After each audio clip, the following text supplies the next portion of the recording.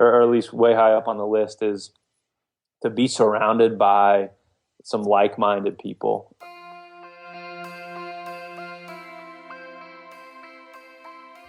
Did you just put the ring on, or are you in the first few years of your marriage?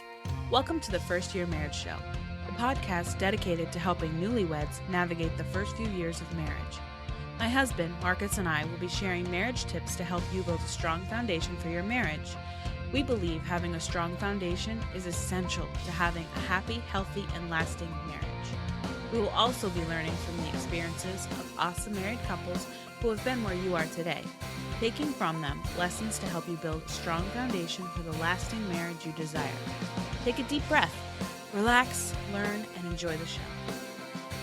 Thank you for listening to this week's episode. We hope you had a great weekend and you enjoyed watching the Super Bowl if you're football fans. We missed the game, but I heard it was really good if you're a Patriots fan. We have started working on an ebook to help married couples communicate better with each other, and we'd really love to know the questions, struggles, suggestions that you have about communication and marriage. Send your questions and suggestions to firstyearmarriage@gmail.com. We look forward to reading and responding to those emails. For all the show notes for this week's episode, visit firstyearmarriage.com/21. Have an awesome week and enjoy today's story. Hello, listeners, and welcome to this week's episode of the First Year Marriage Show.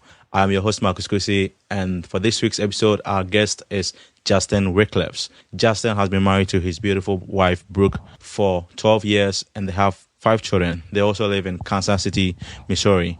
Justin works as a sales executive with a technology company, and he also loves doing photography on the side. Justin, thank you very much for being our guest for this week. Absolutely, Marcus. I'm honored to be here. I appreciate the invite. Yeah, you're welcome. Can you tell us a little bit about yourself and how you met Brooke?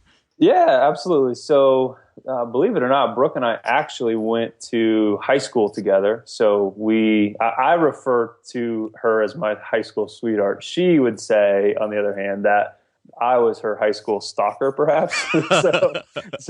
Brooke's a year older than me. And at the time, I was a sophomore in high school. She was a junior. And she was kind of the popular on the dance team, the whole thing. And I was this nerdy little high school sophomore with braces that I was dead set on, at the time, dating her, right? And she, for months and months and months, wanted nothing to do with me. So, yeah, it's a long, funny story, kind of how it all shook out. But we dated a little bit in high school, and it was your fairly typical high school relationship, not super mature, not great direction, all that. And then we had broken up for a year and a half or so, and then we got back together in college when we both were at the University of Missouri. It's called Mizzou, kind of as the nickname. So we met in high school, dated off and on, and then we're ultimately married my senior year, the winter break of my senior year. So that January, right before I graduated, that May. And Brooke was out working and doing that thing. So we were having a little bit of money coming in the door. Not much, but a little bit. So yeah, we were married in January of 2003. How did you know that Brooke was the one, especially since you guys decided to be apart for a little bit and then you started dating again? Like, how did you know that she was the one that you actually wanted to be with? Yeah, that's a great question. So the initial answer is, man, I didn't. I was just super attracted to her, not just in the physical sense, but attracted, like almost, magnetic. She's a very dynamic personality. She's smart. She's strong-willed. She's a bold type individual and very captivating, I guess would be a good word to describe her. Yeah. And I mean that, in the best possible ways. So I think, as we matured, and there were some faith aspects and some other things that were developing in both of us, as those things started to crystallize and become more clear for us, quite candidly, as we both realized, like, hey, this is what we want our lives to be about. Those parallel roads started to actually intersect, where we thought, man, you know what? Maybe this could work with the both of us. We're aligned kind of in the things, the core motivations of what we want our lives to be about. So, yeah, I mean, there's a bunch of factors, right? Like, there's obviously the emotional connectedness. There's a physical attraction. I think there's part of that in every relationship. But deeper than that, deeper than the surface type stuff was the core motivations of, hey, here's what we want our lives to matter, to do, to serve, to love people, to raise kids, quite candidly, and things along those lines. So yeah, in high school, that picture wasn't quite as clear as it started to become towards the end of our college career, when things were obviously progressing relationally towards marriage. I definitely understand what you're saying, because usually when you are that young, especially in high school, I mean, you don't know much about marriage, you don't know much about life in general, and it's during the time that you're going through college that you actually get to know a little bit about yourself. And as you get older, you get to make certain choices and decisions, and one of the decisions you might end up making will be choosing someone that you want to spend the rest of your life with.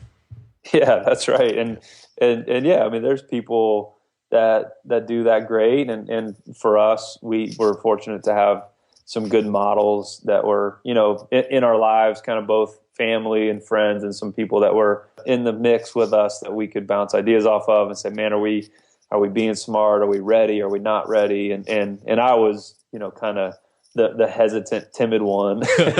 and Brooke was ready. I mean, she was like, come on, man, let's go. Let's do this. And there's some funny stories there too. But yeah, that's a great point, Marcus, for sure. We'll definitely delve into some of the stories. So after you guys got married, I know the first year there are a lot of things that happens. And if you were to pick one or two words, how would you describe your first year of marriage? First year of marriage for us, in one or two words, man, that's amazing. So 1 year and 4 days after we were married, we had our first baby. So you do the math kind of backwards. Within three and a half months of our marriage, we were pregnant. She was pregnant unexpectedly, and which is an amazing miracle, and we're grateful and all those things. Yeah. But at the time, I was 2 weeks from getting my college diploma, didn't have a job lined up. There's tons of fear and uncertainty and all that. So I tell you that the first year for us, I guess to put it really bluntly, it was a fire hydrant. I mean, we felt like we were drinking from the fire hydrant, and things were messy, and we were confused, and it was a chaotic year. It was also filled with a ton of joy and hope and anticipation and all those things too. But it certainly wasn't the year we thought we were signing up for, where it was like, hey, you're going to graduate, you're going to get a gig, and we're going to both work and save a bunch of money and then travel and, all that kind of stuff. So there was a different plan. But yeah, I'd say a fire hydrant would be a decent summary of our year one. With you saying you guys had you have some fear and you had some uncertainty, like you're living, month to month, thinking about how you're going to survive. And looking back to our first year, so we kind of had this similar things whereby every month we didn't know like whether we we're going to survive the next month. Like we're going through a lot of things, and it wasn't easy, but we made it through. That's right. That's right. You made mention about having a lot of fear and uncertainty during that first year. Apart from the fear and uncertainty that you guys had during that first year, I know fresh out of college, you're probably already living together under the same roof. What was the adjustment period for you guys during that first year, sharing things together and living together as a husband and wife, and merging that with being in college also?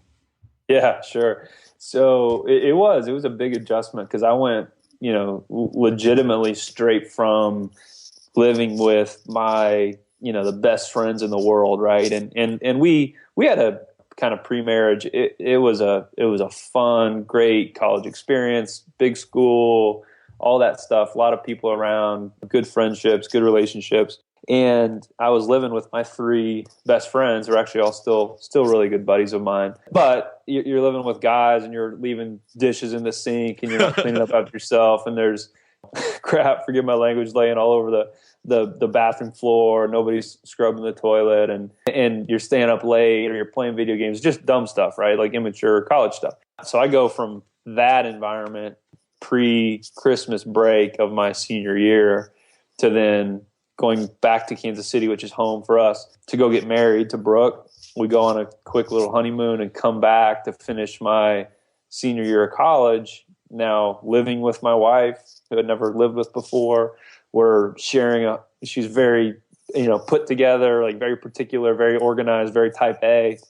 And I've been living in this, animal house style place for for 3.5 years, right? Yeah. So there were some practical wake up calls of, hey, dude, like this is not just about you anymore. Like, you need to start learning how to help take care of things, help clean up after yourself. I mean, again, not rocket science type stuff, but yeah, you're exactly right. Functionally, some things had to shift for me to not simply be a taker and a consumer and someone that's consuming resources and time and energy from other people, as opposed to I had to learn how to start giving and how to start sacrificing. And not that picking my towel up off the floor is a sacrifice, but it was an adjustment to, and that's a trivial example, right? But I think it signifies and indicates a much deeper reality of, hey, we're now one unit that has to be fully functional and fully in step to be healthy.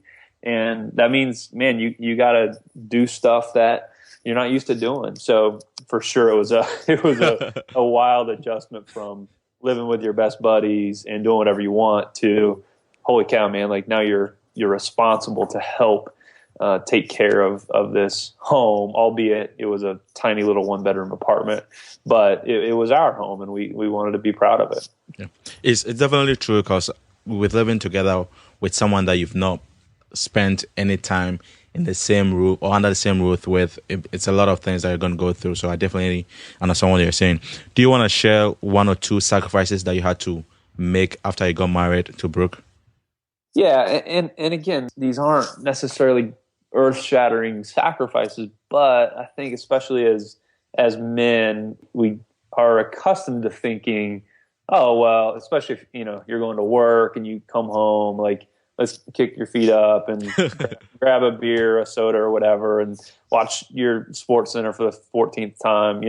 So I'd tell you, sacrificially, what I think I started to learn pretty quick was, man, this isn't about me coming home and turning on the Xbox like I was used to with my buddies after class. This was, hey, dude, guess what? Like, you get to get up early and make Brooke breakfast because she's got to go to work while you're sorry, but still in college. I mean, things like that practically I had to learn. And it wasn't this like horrible, dutiful thing. It was a really healthy maturing of both of us to say, hey, for us, again, to function really well and in a healthy way, we have to start looking out for each other. And that means not staying up till 1 a.m. playing video games. It means getting to bed early so I can help get her ready for her work. Yeah. That's definitely good. I know helping your spouse is something that some people don't really partake in, but as a married couple, it's definitely healthy for you to help your spouse be able to make life easier for them. Yeah, that's right. And I think, also just functionally learning how each person operates is so, and you read it in pre-marriage stuff, you read books about it, but man, until you're in it, this is such a dumb example, dude, but we're 12 years in, and Brooke and I, to this day, still load the dishwasher differently, right? Yeah. And it's such a dumb little thing, but you can read every book in the freaking world, and nobody tells you, like, hey, make sure you ask your girlfriend before you ask her to be your fiance how she loads the dishwasher. And you come into marriage with these expectations or these understandings of, well, this is the way my dad did it, or hey, my dad wasn't around and this is the way my mom did it, or this is the way my parents fought, or this is how my brother treated his wife. You just come in with all these unspoken expectations, and until you're in it at 9 p.m. and 6 a.m. and everything else, you just don't know. After you guys got to settle down and you're adjusting with married life and getting to know each other, was there any like struggle that you guys had together during that first year? I know you talked about not having a job to do and the various uncertainties that you guys had during that first year.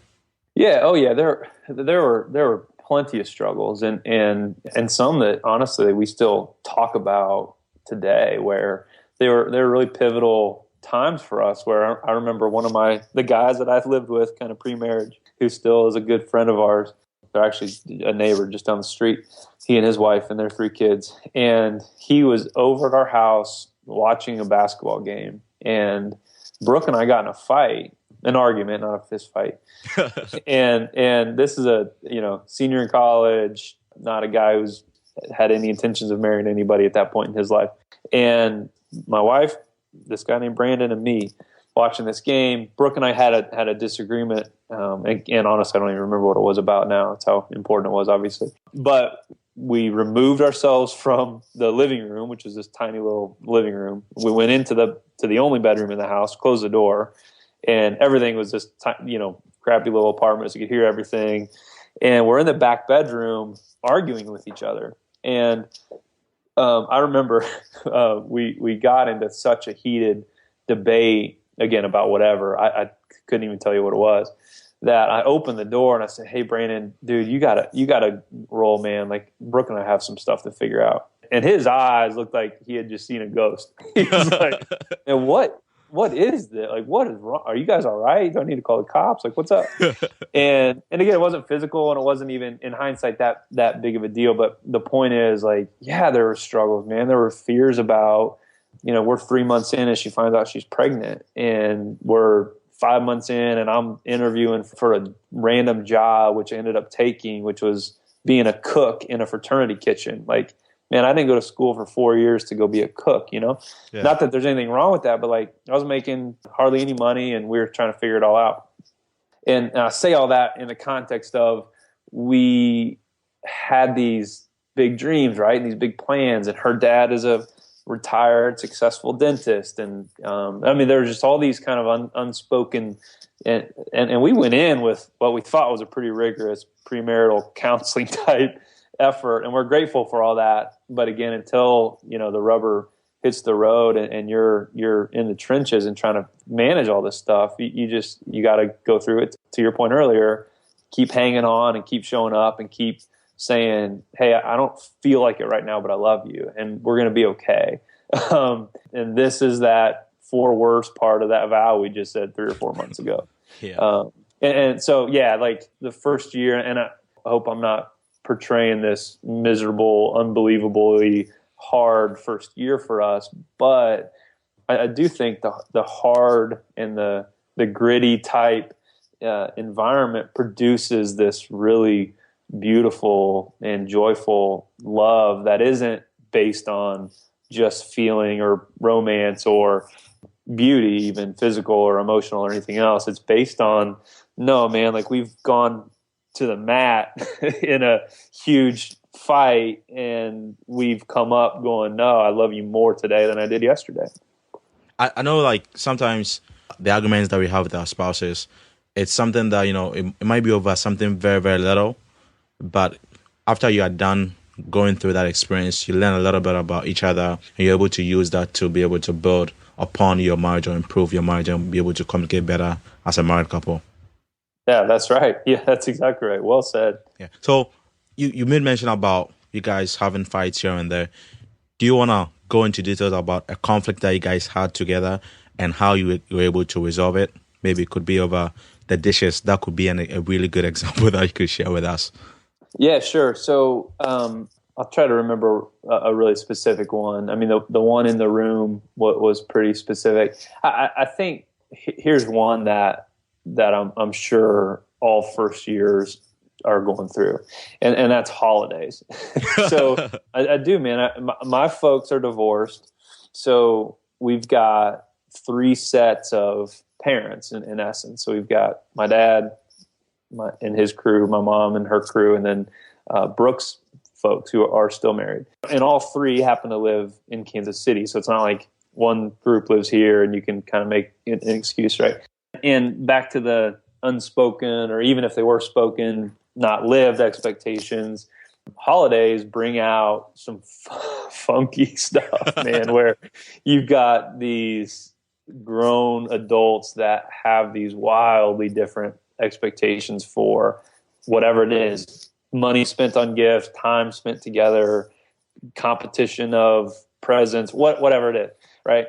And so I remember the very first Thanksgiving, in fact, that we went to my mom's extended family, and it was a couple-hour drive away, and we obviously had big plans and wanted it to be this great thing. Well, I bring my brand new wife, at the time it was whatever it was, 10 months or so. I bring my 10-month, wife to the party, and it's this huge, big family reunion type style deal. And I show up and just start chatting with my cousins and going to talk to my uncles and seeing how grandma's doing and all this other stuff, which was a very normal Thanksgiving the year before. But this year was different because I literally kind of walked in the door and left Brooke. I was like, oh, and it wasn't me being a jerk. It was just this learning experience, right? I wasn't trying to be insensitive. I was like, man, there's a big crowd here. She's a big girl. Like, she'll be fine. Yeah. And I remember that night we're laying kind of in the random guest bedroom in my aunt's house, and Brooke's like, hey, tomorrow, could you just kind of be by me a little bit more and help make me feel more comfortable? And I'm going, dang, man, like I missed it. I totally missed the whole day. And she wasn't bitter, and it wasn't a jab, and it wasn't anything like that. She just was gracefully reminding me, like, hey, dude, I'm part of your deal now, man. Like, that we're not that we're never going to be separated and we always have to be by each other or anything like that. But it was more of, again, the holidays bring out some interesting things for sure, for sure. So that's one in particular that wasn't so much of a screaming conflict, but more of just this tension of, it was a new situation for both of us, and I kind of blew it. It's very, very easy to, I wouldn't say ignore your wife or your spouse, but it's very easy, like when you meet your family members, especially if you've been away for a while, when you meet them on these occasions like the holidays, it's very easy to just talk to them and then leave your spouse to, that's right, like, socialize with your other relatives, because everybody wants to talk to you because they've not seen you for a while. So it's like, that's right, you are now the center of attention, and sometimes that makes it easy for you to forget about your spouse being present, and that him or her probably wants you to be closer to them since they are new to everybody at that event or during that holidays season. Yeah, you're right, man. You're totally right. Yeah. I know you guys enjoyed the first year. You had some struggles, all right, but you still had some exciting and funny moments during that first year. You talked about how you guys struggled with being at your relatives for holidays, talked about finances being issues here and there. Was there any exciting moment that you think, when you guys look back right now, you've been married for 12 years, when you look back, you're like, wow, this thing is something that we did back in that year one that we are proud we did, and we are really excited. Whenever you look back to it, it puts a smile on your face. Yeah, oh yeah, absolutely, Marcus. There's several. I think the biggest one, and it's obviously, pretty straightforward when you talk about 12 years later, and we've got 5 children now. But that was a big moment, obviously, not just in our marriage, but our lives and in the lives of our family. And thankfully, I kind of tell this story on my blog a bit, but thankfully the day, so this will date me pretty quick, bro. I'm in college with a flip phone that we had just started texting, right? So we didn't have smartphones. I didn't have an iPhone. I didn't have any of that. I had this big, huge, clunky flip phone that you had to text on the actual number. So it was like a keypad, 1, 2, 3, 4, 5, 6, 7, 8, 9. And you had to like hit the 4 a couple times to get to the right letter, right? So Brooke was texting me in class, and she's like, you're gonna be so upset. Get home as soon as class is over. Wow. So I'm, of course, freaked out, like, man, somebody's dead, or like, not to make light of that, but that's kind of where my mind went, So I get home after class, and through some tears, she hands me the pregnancy test. And she's, again, this wasn't the plan. It wasn't part of the script that we thought we were signing up for. and seriously, in a moment of, thankfully, I responded with some grace and some encouragement. She's scared and fearful and all that. And I remember just grabbing her hard, like big old tight bear hug. And I said, man, babe, we're going to be okay. This is good news. We're going to be okay. And in that moment, and again, there's some faith stuff there for us that we just knew, like, man, there's a bigger plan at play. We're gonna make it. It's gonna be all right. And I think for us, that was one of those, hey, we put the stake in the ground to say, you know what? Life's not always like this perfect rosy script, and we can't plan every day, let alone every year. But man, in grace, we're going to make it. We're going to be fine. And obviously now that girl has turned into this beautiful 11-year-old daughter that we have. And she's an amazing joy and blessing to us, as well as her 4 siblings, of course. But we look back on that year with fondness, actually, to think, man, we were freaked out about dumb, crazy stuff like dishwashers and holidays. And now we're dealing with a girl that's about to go into middle school, and we're dealing with tough friends at school, and we're dealing with all these other more real and heavier type things, you know? Yeah. And we look back at that first year to say, gosh, yeah, it was crazy and confusing and chaotic, but it was simple, and it was quiet, and it was calm. And we look back and we're grateful for the initial season that we had to fight through to come through the other side, I guess, and be better because of it. Yeah.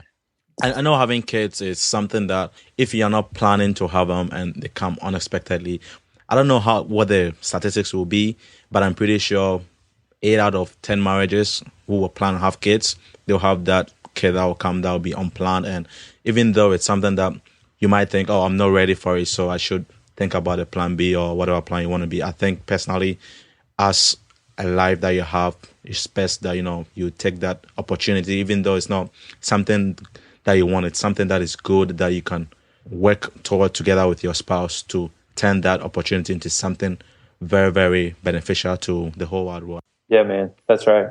So you guys have been married for over 10 years. I know with marriage, there are a lot of things that couples have to do to continue improving and growing together as a married couple. What are some of the things that you guys do together to grow as a married couple in the midst of having 5 kids? That's a great question. So for us, part of it is, and it sounds cliche, but we have to find, and it's not even finding, because at this point in our life, our calendar is full and there's plenty of stuff going on. So we have to make the time. We have to carve it out. We have to fight for it. We have to be really deliberate about the times we spend together. And so you may call that, hey, a date, or, whatever it is. And in a lot of senses, it does end up being an actual date. But, man, we have to take initiative and go make that stuff happen. It's naturally going to drift, and we're naturally going to find other things to fill that time with, whether it's watching a Netflix show because we're spent at the end of the day, or if it's, hey, yeah, cool, we're going to get a babysitter, but we're going to go to this, big neighborhood party, and we're going to talk to other people the whole night. That doesn't count, man. Like we've got to find, that's, in my opinion, up to me to take the initiative to fight for that. And then also, man, I think it's super critical, and I've written about some of this stuff kind of practically, but I think the way that especially the man can lead because we're going to blow it, dude, and mess up and say hurtful things or get angry or be disengaged because we're staring at our iPhone instead of our kid or whatever. There's a million things that I do that I screw up on a daily basis. But one thing we've tried to model really, really well and really clearly for our marriage and also for our kids is to ask for forgiveness. Not just this, hey, I'm sorry, and then it kind of layers in the guilt after that. I'm sorry, but you kind of made me feel this way or whatever. More of the nothing to prove. Brooke, I screwed up. I should have been home when I told you I would have been home. Will you forgive me? Yeah, of course I forgive you. We're done, And so I think, man, there's a bunch I could tell you, but for us, like, and it is, man, it's a fist fight to carve out the time to really understand each other's dreams and desires and the heart of what's going on in their world. And then the times we blow it, man, like to say, hey, will you forgive me for that? I was wrong. And that's kind of countercultural. I think most people are trying to prove themselves and, protect their ego and all that other stuff. But especially in a marriage, if you can model forgiveness and asking for forgiveness, I think that's huge. And then the last thing I'd say practically is, and it leads into that kind of expectation conversation, is this idea that's popular, at least here in the States, like this 50-50 type engagement where, hey, for our marriage to be successful, you got to be giving 50 and I got to be giving 50. Well, guess what, man? Like, there's going to be times when I'm in a funk, or I'm struggling at work, or I'm doing whatever, and I can only give 15%, and Brooke's got to give 85 to make the thing whole. Or there's going to be seasons when Brooke's having a tough year with kid issues that they're dealing with at school, and it's hurting her emotional capacity. So she's dipping below the 50. You get where I'm going, is that there's not this perfect magical formula that, hey, if you give this and you give this, then we're going to be good. It's a constant. We're both fighting to serve each other more, right? So I think, those three things kind of would be helpful and man, we got a long way to go, dude. We're only 12 years in, but for the ones that are 1 year in, that if you could start to establish those types of rhythms in your marriage, man, you have a good shot for sure. So from what you guys were saying, for you guys to be able to grow together as a married couple, it's more about setting some rhythms in your marriage that you keep building upon as you grow together as a married couple. Yeah, that's right. And man, you probably hear this all the time from young married folks, and bless their hearts, but they say, oh, we're just so busy. We got all this stuff going on. It's like, the reality is you will never be less busy than you are right now. And that's what we tell all these young married folks that we kind of come into contact, whether it's through church or friends or neighbors or whatever. And it's like, yeah, you might both be working, or you might have had a kid by now or whatever, but your responsibilities and the things that life is going to ask of you will only increase. So while you're in this early first year, man, you're exactly right. Start to establish these rhythms of, no, guess what? Once a month or once a week, whatever works for you, we're going to carve out time to go, not talk about work or not talk about friends. We're going to talk about the health and strength of our marriage. That's what we're going to talk about tonight. Cool. And that may last for 30 minutes or may last for 3 hours. The time isn't necessarily the point. It's that you are deliberate about carving that out. Yeah, definitely true. So what are some of the resources that you guys have used that has really made an impact in your marriage? So we have been really consistent in the starting of books.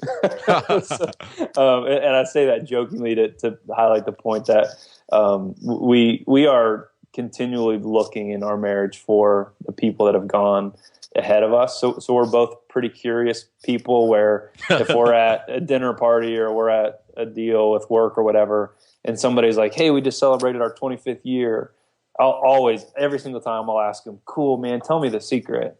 and just to hear their reaction, because I think it's foolish for me to think, yeah, you're 12 years in, like you have it all figured out. Man, dude, I got a million things to learn.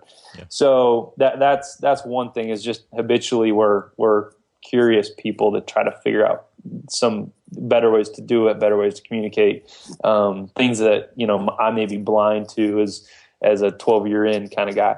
And I joked about the books. Like we've definitely read some really critical books that have helped our marriage. Honestly, though, it's been an inconsistent, hey, we'll start a book or we'll start a series or we'll go through this class or whatever, and then it kind of falls apart or we lose track. But I think the effort's still critical to keep showing up and keep, again, especially for the guy, to keep initiating some of those conversations. And then I think maybe most importantly is, or at least way high up on the list, is to be surrounded by some like-minded people, right, that are going through a really similar stage. And that ideally is someone kind of local that's in your world that you're having beers with or having drinks with or having lunch with on a fairly regular basis, where you can share in a healthy way, the hardships of marriage. Because I think having community around you, when we start to get isolated, dude, that leads to some dangerous pockets for us in our specific marriage. And when we start to kind of hide stuff or not deal with issues head on, it's a pretty decent indication that things aren't going well. Now, when we're open and honest and inviting and having people into our house and then we're into other people's houses, like that's when stuff gets pretty man, on the rails and stuff is good, you know? Yeah. I really appreciate you sharing these insights for us, because you made a mention about a lot of things that you've learned together as a married couple, as you guys have been growing over the past 12 years, and things that you continue to learn. And I'm glad that you guys invest time in your marriage and make it something that is a priority for you guys. Because I know with marriage, if it's not a priority to connect with your spouse, it definitely makes it difficult going forward to know where your spouse is. So you guys will probably be at around the same level, instead of one be way high and the other being way low, and there being a gap between the two of you. Yeah, man, that's right. That's well said. I've really enjoyed talking with you, and you've shared a lot of insights for us. But before I end our conversation for today, I want to ask you this last question that I ask all our guests that we have on the show. What is the one lesson or advice that you wish you had known either before you got married or during the first year that you guys were married? That's a loaded question. It's a good one, but it's a loaded one. No, I think the one thing that I would say 12 years in is that and it's a big weight. I think it's a good, healthy weight. The emotional rhythm and pace of our home really comes from my emotional health, right? So what I mean by that is I set the pace for how things go. And so when I come home from work and I can't leave it at the door, so to speak, and I'm wound tight and stressed out, that escalates everything in the home in a bad way.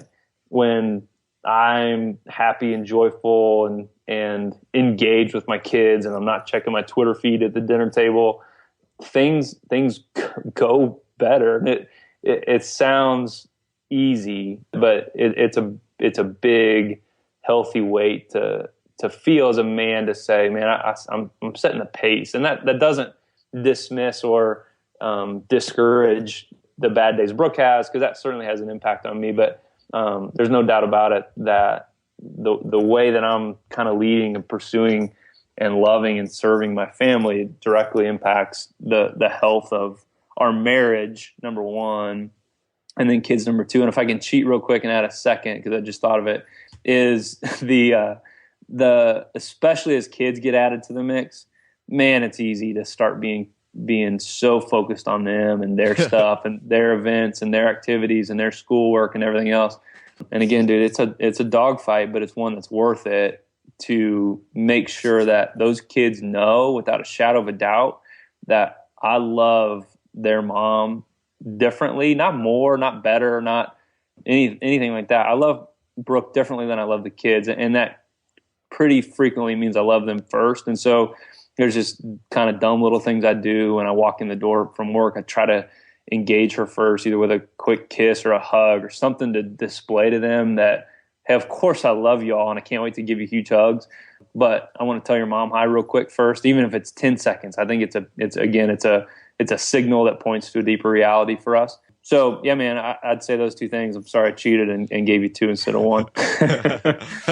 That is fine with me. So far as something that we can all learn from, I'm happy for you to share with our listeners and with everybody, because I'm also learning as you are talking right now. We're having this conversation, and I know our listeners are also learning from you. So if you have more that you want to share, you can go ahead and share with us, and we'll be willing to soak it in. Oh, I appreciate that, Marcus. You're kind to humor the old 12-year-old married guy. Okay. Oh, Justin. So I know it's almost time for us to end our conversation for today. But before we let you go, what is the best way that our listeners can reach out to you, just in case they want to say hi to you, or they want to say thank you for sharing your story with us, or want to know a little bit about you, or get more information about you? Yeah, absolutely, Marcus. I appreciate that. So all my random thoughts and musings on kind of life and business and marriage and parenting can be found on my blog, which is justinricklefs.com. And my last name is Ricklef, like Frank, S like Sam.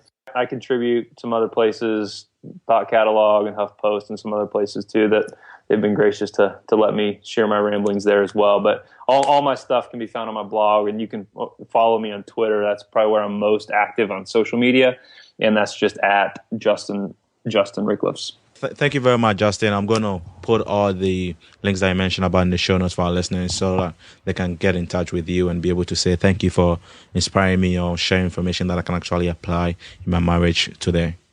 You got it, man. Marcus, keep up the great work, dude. This is meaningful stuff, and it's important for you to keep having this conversation because it's important. Yeah, I know it's definitely important. I'm really grateful that you came to share your story with us and our listeners and everybody who's listening to us today. Awesome. Thanks, Marcus. Yeah, thank you too. Thank you for listening to another episode of the First Year Marriage Show. To submit a question, feedback, or suggestions for the podcast, visit firstyearmarriage.com/feedback.